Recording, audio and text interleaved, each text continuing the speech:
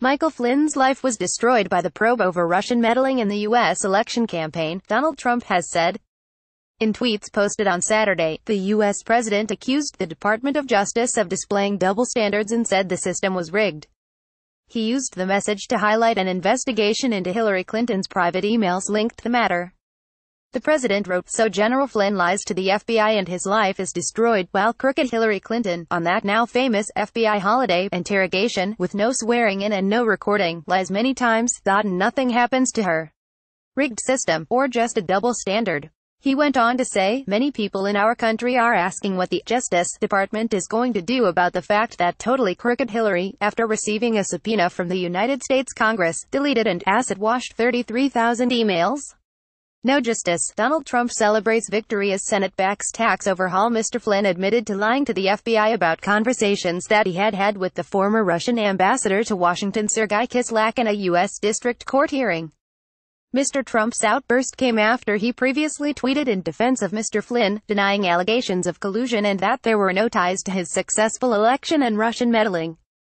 In a tweet, the president said that he had to fire Mr. Flynn because he lied to the FBI. However, he also maintained that his actions during the presidential transition were lawful. He wrote, "I had to fire General Flynn because he lied to the vice president and the FBI. He has pled guilty to those lies.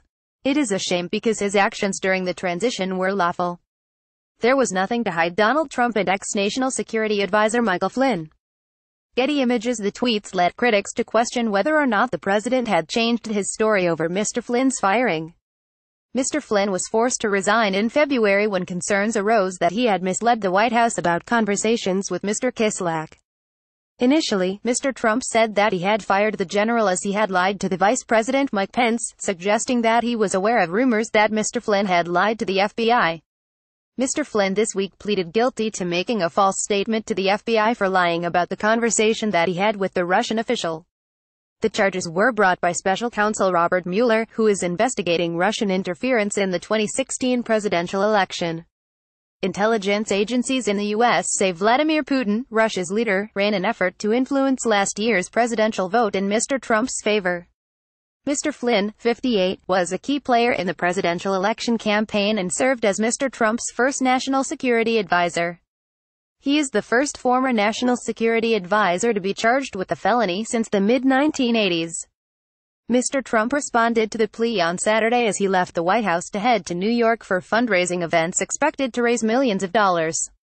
Mr. Trump said what has been shown is no collusion, no collusion.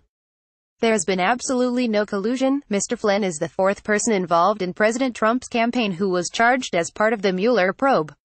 His guilty plea was called by some the biggest development yet in the Trump-Russia scandal. It is thought the guilty plea could turn Flynn into a potentially key government cooperator after it was reported he has entered into a plea deal with Mr. Mueller and has agreed to cooperate in the inquiry. The plea deal might mean a shorter possible jail term for Mr. Flynn than the 5 years normally reserved for people who make false statements. According to White House lawyer Ty Cobb, nothing about Mr. Flynn's guilty plea implicates anyone other than Mr. Flynn. Mr. Flynn said during the hearing, "My guilty plea and agreement to cooperate with the special counsel's office reflect a decision I made in the best interests of my family and of our country." The Russia investigation has persistently followed Mr. Trump the first year of his presidency, angering the president and repeatedly distracting from his agenda. Early on in his administration, Mr. Trump had taken a particular interest in the status of the Flynn investigation. Former FBI Director James Comey, whose firing in May precipitated the appointment of Mueller as special counsel, has said Mr. Trump asked him in a private Oval Office meeting to consider ending the investigation into Mr. Flynn. Mr. Comey has said he found the encounter so shocking that he prepared an internal memo about it.